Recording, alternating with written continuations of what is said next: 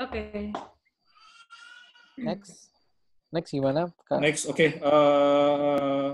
Kita masih ada 2-3 tema pertanyaan lagi. Sebelum ke sana, saya mau share ini balik ke data PDP tadi. Ini saya baru aja buka data Provinsi Banten. Jadi yang dilaporkan oleh Kemenkes tadi malam itu yang meninggal di Banten 41. Padahal di Banten ini grafiknya jelas nih. Yang meninggal tuh ada 47, itu udah selisih 6 loh. Sama Kemenkes 91. Di data Banten jelas juga ada PDP yang udah meninggal 157. Tapi for the sake of nggak tahu apapun itu, Kemenkes cuma ngelapornya 41. Jadi ada diskrepensi 100 orang meninggal. Itu baru satu provinsi loh. Yes. Ya. Sedih ya. Sejauh itu memang sedih. Nah, selanjutnya kita Jadi, ada satu pertanyaan tentang apakah ini hoax atau enggak, false atau enggak.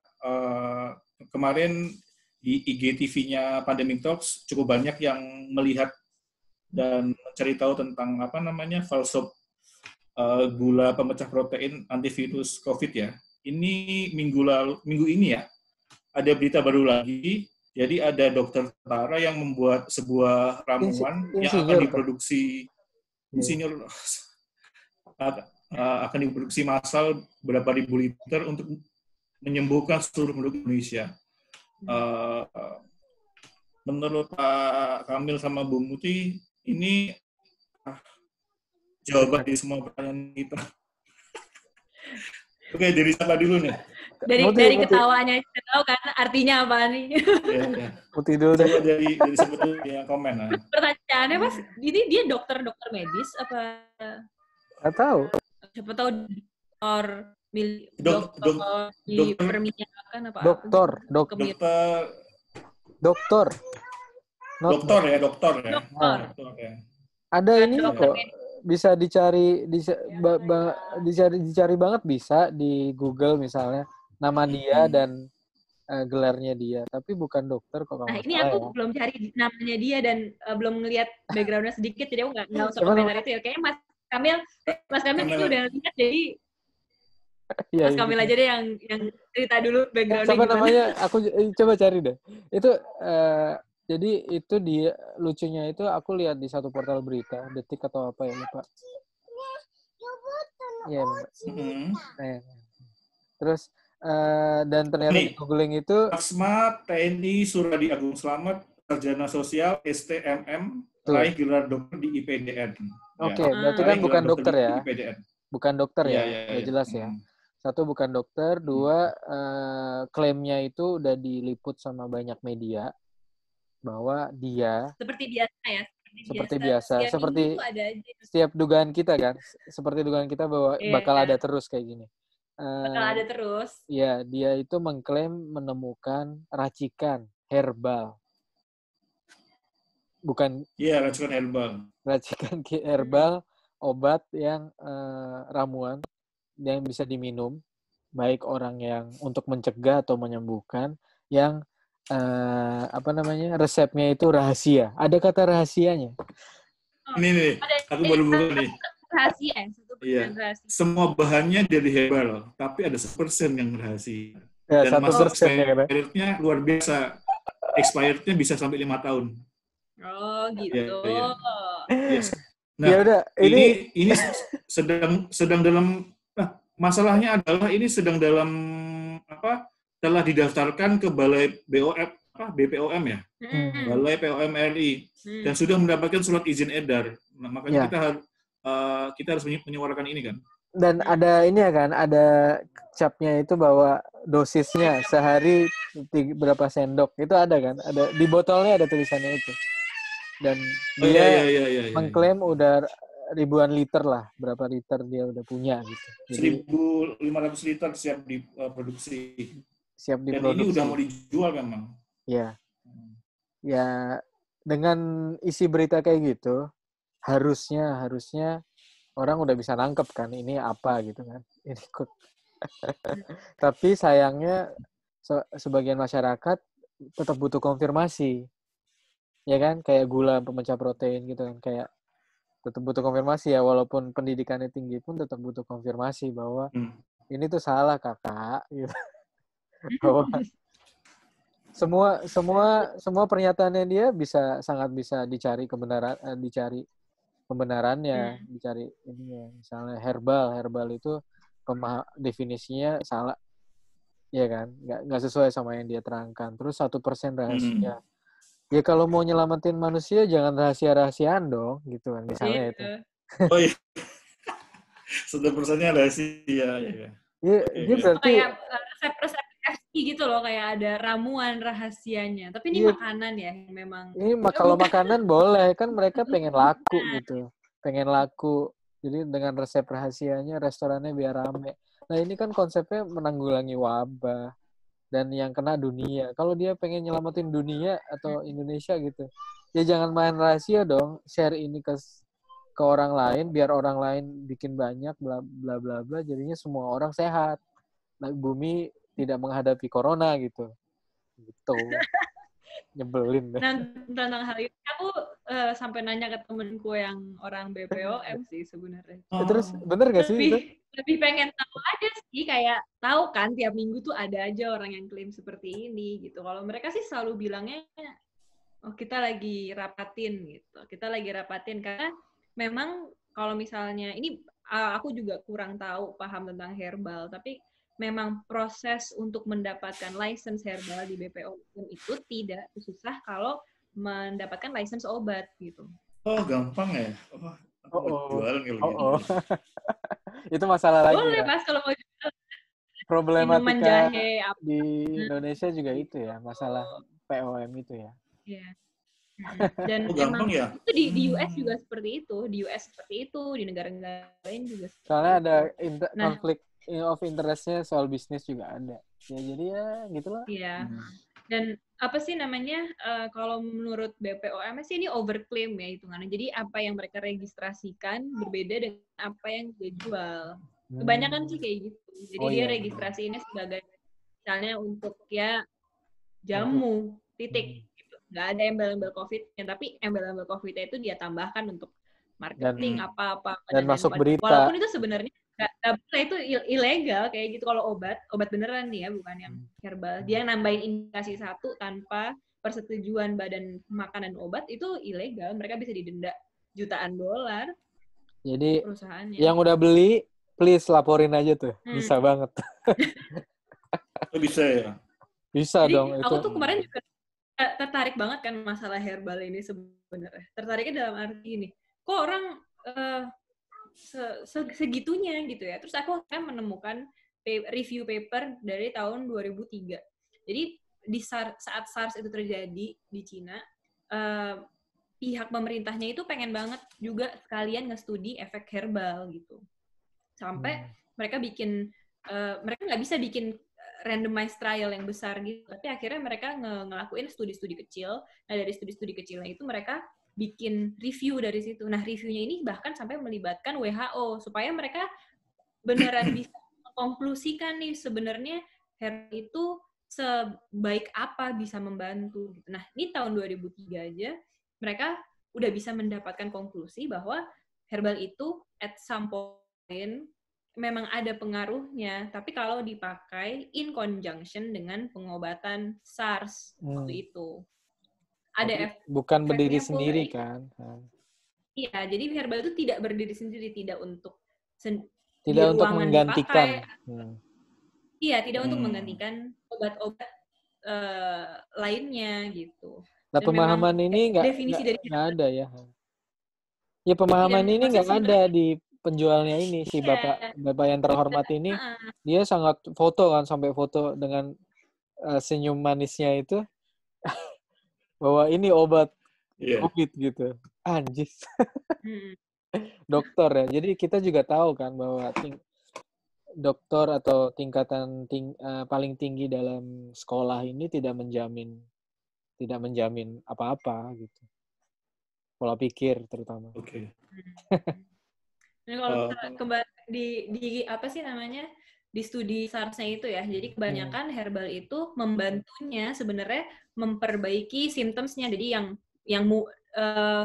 mual jadi berkurang mualnya, yang malaise lemes, yang lemas jadi tidak terlalu lemas gitu. Tapi tidak sebesar itu dampaknya sampai jadi menyembuhkan gitu sih kalau aku lihat dari konklusinya. Mereka pun pada konklusinya juga mengutarakan bahwa masih banyak studi yang harus dilakuin lagi untuk benar-benar melihat bahwa herbal tuh seberapa berpengaruhnya sih sama imun sistem orang atau sama fungsi badan overall untuk melawan penyakit. Oke. Aku mau nanya nih, 3-4 minggu ini ngobrol sama kalian kan sering nyebut banyak jurnal. Nah, nomor 1, budaya membaca jurnal di Indonesia itu seperti apa? Terus nomor 2, kadang-kadang antar jurnal pun saling berseberangan kan? Yes. Nah, itu bagaimana mencari titik kebijaksanaannya, tengahnya, apakah ini terlalu ke kiri, ke kanan, atau gimana? Terus yang nomor 3,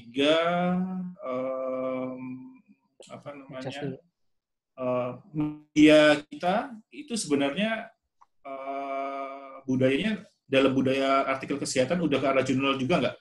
Pengetahuan kalian. Karena seminggu 2 minggu ini aku sangat sedih media-media Indonesia itu selalu bilang seperti ini. Menurut media luar negeri, Indonesia sudah dalam tahap yang parah. Menurut ya semacam itu. Kami lagi pergi, kita muti dulu. Ada 3 pertanyaan tadi ya. Aku juga baru mulai jurnal itu karena dibutuhkan pas kuliah sih sebenarnya. Kalau misalnya kuliahnya nggak involve banyak harus baca jurnal, aku juga mungkin nggak akan jadi sering baca jurnal. Dan itu sebenarnya menurut aku kemampuan yang di-develop perlahan-lahan sih. Tadinya tuh aku pas awal-awal kuliah baca 1 jurnal itu sehari udah cukup, udah pusing gitu. Udah nggak ngerti, udah kayak information overload banget karena belum tahu trik-trik bacanya kan gitu. Nah terus tambah ke sini mungkin karena udah tahu trik-triknya, jadi mungkin aku nggak baca semuanya dengan mendalam banget sampai hafal, tapi cuma udah bisa tahu trik skimmingnya gimana cara bener ngedapat data yang aku mau baca, tapi ngerti secara keseluruhan. Terus cari cari jurnalnya itu juga ada tipsnya gitu, dan itu emang sesuatu yang menurut aku harus diasah terus sih gitu. Mungkin karena aku pengalamannya juga bekerjanya di lab yang ongoing research, terus juga ngajar, jadi memang requirement untuk mengakses jurnal itu sangat amat tinggi. Jadinya udah terbiasa untuk ya bacaan sehari-hari aja gitu. Tapi menurut aku banyak orang yang budayanya kayak gitu. Kalau aku mungkin emang karena ya itu pekerjaan ya gitu. Cuman aku nggak melihat bahwa semua pekerjaan memiliki apa ya? Jurnal. Sense of memiliki budaya. Tapi keperluannya beda kan gitu. Tapi dengan segala hormat ya, dengan circle aku yang kerjanya dekat dengan kedokteran dan saintis, mereka pun berpendapat terhadap COVID nggak based on jurnal. I see. Jadi yang dokter-dokter pun juga mengeluarkan statement tuh nggak based on jurnal. Jadi dulu aku Indonesia. Dulu aku tuh sempat kerja di farmasi yang harus sering ketemu dokter banyak. Jadi ngelihat juga dokter berbagai generasi itu. Nah, kalau misalnya dokternya itu baru lulus sekolah, biasanya mereka lumayan sering mengakses jurnal karena itu part dari schoolingnya kan, dari edukasi mereka. Tapi semakin mereka sudah lanjut, itu variabelnya berbeda lagi. Memang harus dari kemauan diri sendiri. Gitu. Nah, itu beda-beda. Ada yang tenaga medis jurnal, ada yang tapi kebanyakan enggak sih. Oke. Terus yang pertanyaan kedua, tadi apa saya lupa malah. Aku nambahin dong. Nanya apa? Boleh dong. Iya, nggak apa-apa. Ya, boleh. Iya, setuju banget sama si pertanyaan 1 dulu tadi. Muti kan soal jurnal itu kan. Sebenarnya di Indonesia ini itu merupakan salah satu problem gede banget menurutku di pendidikan, terutama pendidikan lanjut di kuliah dan apalagi postgraduate atau ya S2 S3 itu di Indonesia sangat amat problematik karena ada satu teknis yang menurutku salah kaprah karena Tuhan kita namanya Scopus. Itu sih salah satunya. Tuhan kita namanya Scopus. Scopus pernah dengar? Scopus adalah belum. Yang meta analisis gitu. Iya, jadi misalnya Litbang Kemenrisdikti atau whatever di Indonesia itu akreditasi patokan akreditasi kalau nembus Scopus. Kalau jurnalnya terindeks Scopus. Itu doang titik. Jadi standar kualitas. Jadi Indonesia itu akademisinya cuma punya satu pandangan. Takaran jurnal itu sama dengan Scopus. Dan mereka nulis atau apa dengan Scopusnya. Di Kemenristek ya, itu ya? Iya, Kemenristek atau semua. Ya, ini semua. Saya baru googling nih, artikel ke atas, daftar jurnal Indonesia yang terindeks Scopus. Ya. Berarti kalau nggak tanda kutip nggak ada di situ, itu nggak dianggap di Indonesia. Nggak dianggap. Padahal dunia saintifik itu Scopus adalah cuma satu. Si Elsevier kan punya Scopus. Ya, padahal ada Clarify, ada ini impact factor, whatever. Jadi semua indeks-indeksnya itu harusnya dipakai kalau menurut di dunia kayak gitu. Tapi cuma di negara berkembang yang cuma pakai Scopus gitu. Itu aneh banget sih. Jadi di dunia saintifik ini juga ada bukan permainan ya, ada pola-pola khusus sebenarnya. Terutama di Indonesia. Jadi kayak pembodohan akademisi ini dengan Scopus ini sangat ini aku kritisi ya. Ada sisi itu. Jadi itu berpengaruh sama cara kita memandang sebuah artikel menurutku. Dosen, mahasiswa, anak SMA, anak guru itu melihatnya jurnal internasional tuh udah cukup gitu, udah cukup bisa dijadikan dasar gitu. Tapi bukan dilihat isinya, bukan dilihat metodenya. Nah itu kembali lagi sih ke pribadi. Judul dong. Jurnal pun kayak baca berita clickbait gitu ya? Iya, jadi sebenarnya harus dipertimbangkan banyak kan. Oh ini jurnalnya apa, judulnya apa, penulisnya siapa, tahun berapa, metodenya apa. Minimal lihat abstrak aja sebenarnya bisa dinilai sih menurutku ya. Tanpa kalau mau sebagus apa ini papernya gitu. Sebagus apa papernya sebenarnya lihat abstrak. Tapi kita ini cuma berhenti di judul dan bahasa Inggris. Udah itu aja gitu. Atau kadang-kadang terindeks Scopus selesai gitu. Padahal Scopus sendiri kan punya penilaian terhadap yang level rendah sampai tinggi gitu.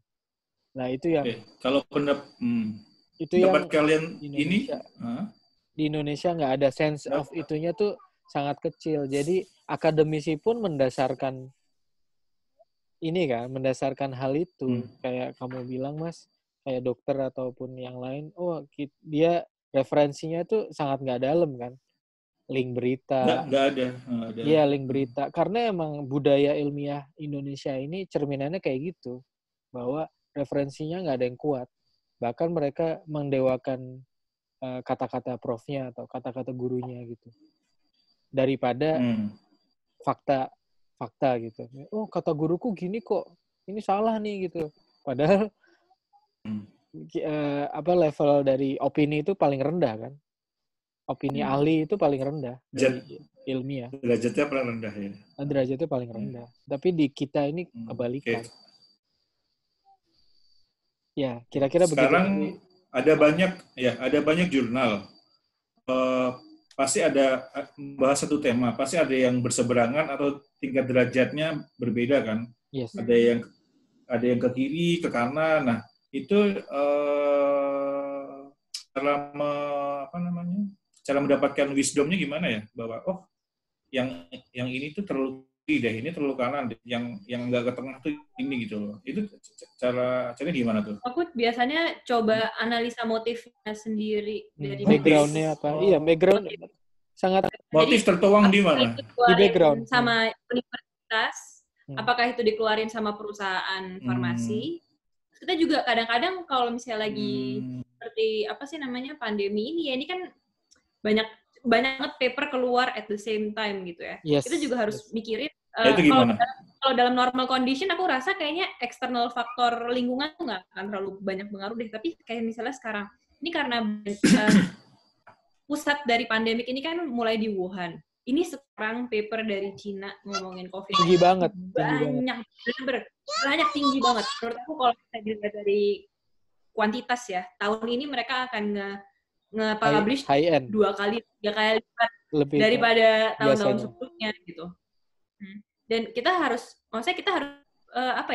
punya background knowledge bahwa kita bayangin aja di mereka punya opportunity buat nulis banyak banget paper gitu. Kita harus mulai sortir juga kayak bener nggak sih kayak mereka jadi ngerasanya kayak bahwa semua yang mereka temukan di Cina itu tuh worth to mention, worth to be written gitu. Padahal mungkin sebenarnya nggak semuanya memiliki temuan yang baik gitu, punya temuan yang perlu di-share gitu, atau mungkin significant enough.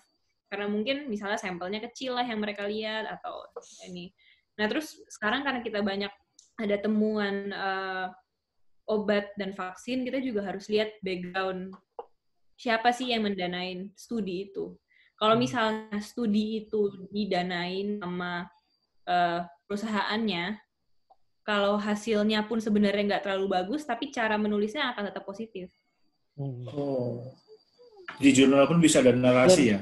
Dan menurutku untuk menilai itu juga harus kebiasaan, nggak bisa langsung mendapat kemampuan itu. Kemampuan itu diasah, benar kata Muti, benar-benar bertahun-tahun ngasahnya. Kayak aku juga ngerasa aku bisa menilai sebuah scientific things itu setelah S3 gitu. Pas dulu spesialis S1 mungkin kurikulum nggak ada dan akunya juga tipikal yang gelundung lah istilahnya, pengen lulus doang gitu, jadinya sense of itunya tuh beneran di S3 ini seminggu sekali ada bacaan jurnal high end gitu. Dari yang pertama aku cuma tahu 10%-nya, sekarang aku bisa nangkep poin-poinnya yang harus aku dalemin gitu. Misalnya kayak tadi kan motifnya di background jelas, terus kita dan semua jurnal itu sangat jelas loh sebenarnya kalau mau dicari poin-poin itu. Misalnya fundingnya dari siapa, itu ada pasti. Yeah. Itu syarat-syarat jurnal ilmiah tuh gitu. Fundingnya dari siapa, conflict of interest-nya siapa, acknowledgement-nya siapa. Itu tuh ada semua. Kayak Bill Gates itu misalnya foundation siapa. Itu pasti di semua jurnal yang itu dia, itu ada semua di situ. Bukan rahasia-rahasiaan. Jadi sebenarnya iya. Bisa sih kalau kelatih itulah di Indonesia budaya itu jauh. Aku harus akuin kalau bahkan orang-orang S3-nya di Indonesia pun belum nyampe ke level itu gitu. Wow. Ini gunanya sekolah tuh itulah sebenarnya untuk melihat itu. Sesungguhnya. Nah, sebenarnya ya. Okay. Kalau misalnya mau lihat lebih dalam lagi, pas aku S2 sih ini aku baru tahu bahwa kan aku kampusnya banyak output jurnalnya lumayan banyak lah kampus S2 aku. Nah, mereka aja tuh even banyak yang ngerasa bahwa ada satu level lagi nih, itu kan motifnya kalau kita ngeliat dari tulisannya. Mereka aja bisa ngelihat data, ini kira-kira datanya dipalsuin gitu. Data yang cuma sedikit itu, misalnya foto apa, gambar, hasil eksperimen apa pada itu mereka bisa ngelihat kayak foto. Bisa banget. Dari metodenya, dari ininya bisa banget. Dari misalnya bisa tahu kayak nggak ini dipalsuin. Misalnya mereka satu field ini orang peneliti breast cancer semua gitu. Lab sana ngetes A hasilnya X, lab B ngetes hal yang sama. Mereka sering ngelakuin itu juga. Terus tiba-tiba dapat hasilnya C. Mereka ngerasa ini pasti bohong lab sana gitu. Itu bisa laporin juga. Bisa laporin. Bisa papernya ditarik. Ada yang ini kan. Iya, ada di Jepang ini ada 2016 kalau nggak salah. Ada profesor yang bunuh diri. Aku ceritain. Karena muridnya itu masuk Nature Medicine, terus aku lupa ininya. Itu kayak publishing level paling atasnya di science. Iya, Nature Medicine itu. Ya. Itu mau dapat Nobel. Hollywood. Udah dapat nominasi Nobel tuh udah ada, tapi ternyata ada yang nangkep, ada yang ngeritik bahwa ini datanya salah nih. Terus penelitinya ngaku bahwa dia manipulasi data. Terus profesornya yang membimbing itu bunuh diri. Dan semua dihukum. Itu kayak kejadian luar biasa sih di para saintis ini. Jadi itu bahwa konfirmasi ini sangat tinggi banget levelnya di dunia saintis. Tapi di Indonesia kok menurutku masih jauh ya budaya itu. Aduh, jauh sih budaya pentingnya data, menghormati data itu ya. Menghormati data ini. Dan menghormati sains juga itu sebenarnya. Jadi tidak objektivitasnya kurang kalau di Indonesia. Lebih ke subjektif sih. Rumit ya, Mas. Trik saya begini. Nyambung lagi nih. Kita bertiga kan sering banget dapat artikel dari media luar ya tentang analisa itu, ABCDE kan, lebih mendalam, bahkan tentang Indonesia ya, Mil ya, bahkan tentang Indonesia loh. Terus. Sebentar. Ya, nah, terus di kita kenapa nggak ada itu ya? Kurang ada ya? Kenapa kita malah nggak ada sih? Jadi 60 hari ini bahkan aku nggak dapat artikel mendalam di dev yang kemarin yang Kamil sama Tiara share itu loh. Kalau di Indonesia menurutku yang paling tumbuh juga scientific things ini tumbuh, orang-orang pinter banyak banget. Tapi di sisi yang pendidikan sosial sih menurutku ya. Jadi kalau misalnya Indo Progress, misalnya Indo apa tuh? Ya, banyak media-media lepasan. Ya, misalnya Pak si Mas Raffio yang kemarin sempat ditangkap itu, dia aktivis. Dia basicnya sains juga kan, tapi di bidang sosial. Jadi dia sangat bisa menilai statistik dari overview yang beda. Padahal di wabah ini kan kita di bidang medis sebenarnya. Medis sama epidemiologi. Yang orang medisnya malah belum ada ya? Ya, di medis ini kurikulum soal itu kayaknya kurang ya. Termasuk aku sendiri kan emang sebenarnya ini bukan bidang pakarku gitu. Ini kayak aku generali aja. Aku kan posisinya ini sebagai dokter umum sebenarnya, bukan sebagai ahli epidemiologi atau ahli virus gitu. Iya, ini sebenarnya semua orang yang saintis dan biologi itu jadi mendadak jadi epidemiologi. Aku juga kan bukan epidemiologis. Iya, itu dia. Jadi belajar banyak. Iya. Tapi kalau aku ngeliat emang pattern media di Indonesia itu ngikutin media internasional sih. Dan mencaplok sepenuhnya sampai kadang-kadang title-nya pun mirip gitu. Kalau misalnya habis baca media internasional yang udah notable banget kan, apa sih, CNN, BBC, New York Times gitu, kayak judul-judulnya mereka kan pasti nyangkut tuh di kepala kita. Ntar aku baca apalah gitu, ya setipe-setipe aja, cuman di translate lah. Iya. Jadi kesannya kurang kuat input ya. Barunya gitu. Nggak ada original dari Indonesia gitu kan. Di Indonesia itu yang kayak Thomas Puyo itu nggak ada ya? Yang itu dia. Ada Thomas Puyo Tirsa. Itu loh, yang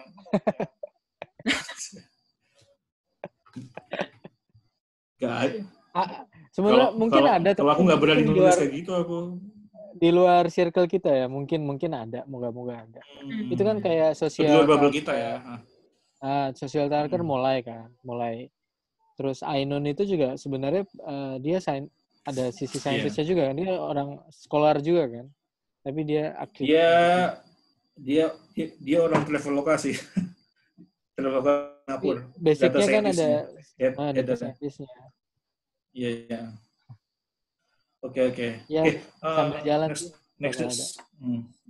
Next discussion ini ya, sesi terakhir. 2 minggu ini kita masyarakat sempat diberi falsop yang besar bahwa bulan Juli oleh riset Singapura ya, bulan Juli pandemi ini akan berakhir kan. Itu dan dijadikan ini banget ya, menjadikan dasarnya pemerintah malah geblek. Iya. Terus yang nomor 2, padahal baru kemarin angka-angkanya US itu semakin parah gitu loh. Nah, menanggapi dua fenomena ini, pertanyaan umum yang selalu ada sampai sekarang kan, sebenarnya kapan sih pandemi ini berakhir? Bahkan pagi ini kalau nggak salah di Bloomberg, ada ya di Instagram Bloomberg ya, bilang ini bakal 2 tahun gitu loh. Nah, sejelas-jelasnya ini menurut Muti sama Kamil, Juli itu beneran bisa nggak sih gitu? Atau ya itu 2 tahun lagi. Atau Indonesia mungkin lebih lama menurut kalian? Bisa 3 tahun. Menurutku enggak. Menurutku Juli nggak benar, soalnya itu misalnya Singapura ngitungnya juga pakai datanya pemerintah. Yang dimana datanya pemerintah kita sama-sama sepakat ini tidak reliable. Tidak reliable gitu. Jadi kalau mainan data yang mereka mendasarkan pada anomali data kita, jadi ya nggak benar. 1, 2, Indonesia bisa aja lebih lama, bisa banget. Bahkan ini yang dikhawatirin sama orang luar kan, bahwa Indonesia akan melambatkan perlawanan manusia, umat manusia kepada secara global kan. Secara global. Jadi misalnya di tempat lain itu udah nggak disadari sama kita ya. Iya, itu rada-rada nggak disadari bahwa akibat dari cueknya pemerintah kita terhadap keseriusan untuk menghadapi wabah akan berakibat pada manusia seluruhnya. Itu kenapa juga salah satu faktor ya kenapa media asing mulai ngelirik kita dan memberitakan negara-negara yang bermasalah lain gitu. Brazil, Indonesia. Itu bahaya sih. Iya. Kita nggak sendiri kok kalau overall menurutku. Ya. Sebenarnya nggak sendiri. Mungkin kita yang paling besar ya, karena kita secara populasi gede banget. Yes. Jadi efeknya juga pasti gede banget. Istilahnya Wuhan-nya Indonesia tuh banyak banget. Wuhan. Sekarang gitu. Jadi di Cina cuma ada 1 Wuhan, di Indonesia banyak. Iya. Aku mau nambahin, misalnya aku kan aku sebenarnya nggak terlalu paham banyak data, cuman mungkin si studi Singapura ini nggak memasukkan possibility bisa adanya second wave, third wave dan lain-lain. Iya, jadi dia as it is tanpa ada pertimbangan sisi biologinya gitu. Sedangkan ini kan wabah dari sisi medik dan biologi gitu yang sebenarnya ngolah datanya juga perlu keep in mind bahwa ada faktor biologinya juga yang dimasukin. Yes, berarti artinya Indonesia bakal lebih lama, insya Allah. Ya. Jadi Juli tidak tetot. Juli tidak berarti. Surprisingly, lockdown-nya India itu berhasil menekan death rate-nya loh. Walaupun case-nya tinggi, tapi yang sampai sekarang yang meninggal hanya tanda kutip ya hanya 1.000 sama death rate-nya cuma 3% gitu. Mereka memperpanjang lockdown lagi kalau nggak salah. Itu hal yang di Indonesia ya. Oke. Terus seminggu kemarin juga banyak beredar di Instagram sama di YouTube. Ini judul videonya How Coronavirus Chart Can Mislead.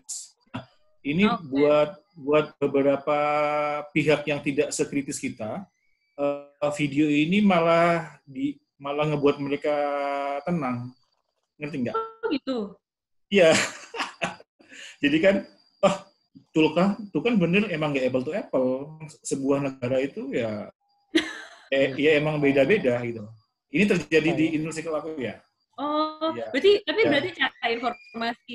cara mengolah informasinya beda gitu ya. Soalnya aku kalau melihat videonya itu dari mengolah informasi.